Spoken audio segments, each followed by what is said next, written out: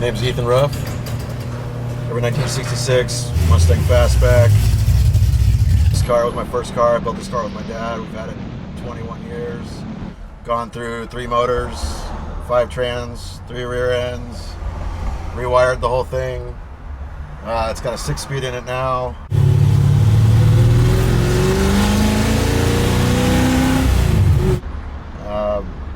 2014 Boss 302 bored to a 347.